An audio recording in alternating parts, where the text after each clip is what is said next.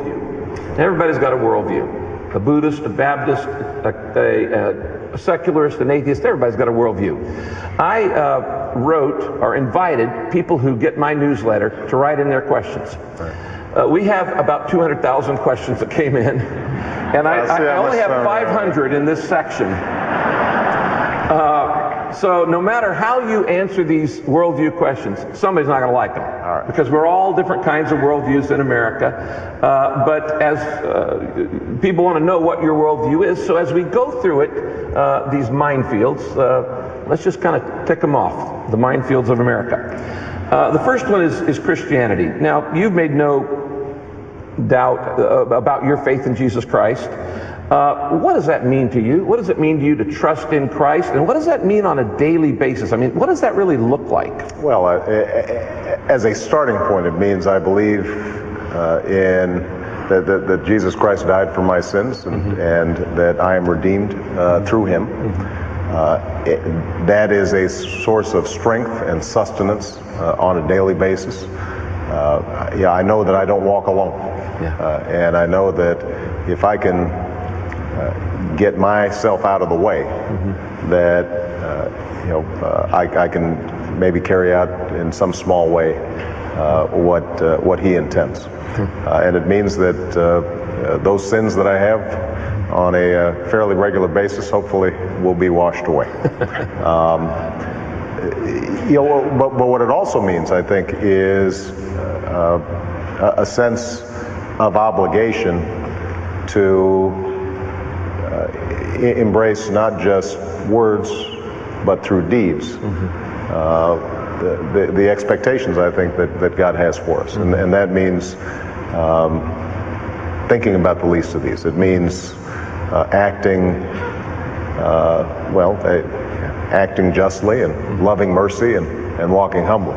With our God. And that, I think, trying to apply those lessons on a daily basis, knowing that you're going to fall a little bit short each day, and being able to kind of take note and saying, well, that didn't quite work out the way I think it should have, but maybe I can get a little bit better. It gives me the confidence to try things, and including things like running for president, that where you're going to screw up once in a while. Okay, let's go through the tough ones. Now, the most... I thought that was pretty tough. Oh, no, that was a freebie. That was a gimme. That was a gimme. Okay, now, let's deal with abortion. 40 million abortions since Roe v. Wade. You know, as a pastor, I have to deal with this all the time. All of the pain and all of the conflicts. I know this is a very complex issue. 40 million abortions. At what point does a baby get human rights, in your view? Well, I think that whether you're looking at it from a theological perspective or a scientific perspective, answering that question with specificity, is above my pay grade. But let me just speak more generally about the issue of abortion, because this is something obviously the country wrestles with. One thing that I'm absolutely convinced of is that there is a moral and ethical element to this issue. And so I think anybody who tries to deny the moral difficulties and gravity of the abortion issue, I think, is not paying attention. So that'd be point number one. But point number two, I am pro-choice. I believe in Roe versus Wade, and I come to that conclusion not because I'm pro-abortion, but because ultimately I don't think women make these decisions casually. I think they wrestle with these things in profound ways, in consultation with their pastors or their spouses or their doctors, their family members. And so for me, the goal right now should be, and this is where I think we can find common ground, and by the way, I've now inserted this into the Democratic Party platform, is how do we reduce the number of abortions? Because the fact is that although we've had a president who's opposed to abortion over the last 8 years, abortions have not gone down. And that, I think, is something that we have to ask. Have you ever voted to limit or reduce abortions? Well, I am in favor, for example, of limits on late-term abortions, if there is an exception for the mother's health. Now, from the perspective of those who are pro-life, I think they would consider that inadequate. And I respect their views. I mean, one of the things that I've always said is that on this particular issue, if you believe that life begins at conception, and you are consistent in that belief, then I can't argue with you on that, because that is a core issue of faith for you. What I can do is say, are there ways that we can work together to reduce the number of unwanted pregnancies so that we actually are reducing the sense that women are seeking out abortions. And as an example of that, one of the things that I've talked about is how do we provide the resources that allow women to make the choice to keep a child? Have we given them the health care that they need? Have we given them the support services that they need? Have we given them the options of adoption that are necessary? That, I think, can make a genuine difference. Okay. There's a lot more I'd like to ask on that, but we got 15 other questions here. Define marriage.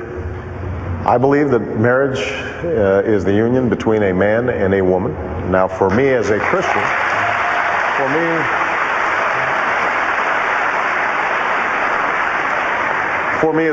it's also a sacred union.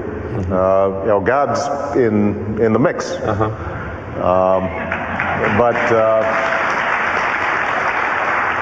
Would you support a constitutional amendment with that definition? No, I would not. Why not? And because historically we have not defined marriage in our Constitution. It's been a matter of state law. That has been our tradition. Now, I mean, let's break it down. The reason that people think there needs to be a constitutional amendment, some people believe, is because of the concern that about same-sex marriage. I am not somebody who promotes same-sex marriage, but I do believe in civil unions. I do believe that we should not, that for gay partners to want to visit each other in a hospital, for the state to say, you know what, that's all right, I don't think in any way inhibits my core beliefs about what marriage are. I think my faith is strong enough and my marriage is strong enough that I can afford those civil rights to others, even if I have a different perspective or a different view. Okay, how about this? What about stem cells? Now, we've had this scientific breakthrough of creating these pluripotent stem cells in adult cells. Do we still need federal funding for research? Would you still support that for embryo stem cell? Well, keep in mind the way the stem cell legislation that was vetoed by the president was structured. What it said was you could only use embryos that were about to be discarded, that had been created as a consequence of attempts at in vitro fertilization. So there were very tightly circumscribed mechanisms that were permitted.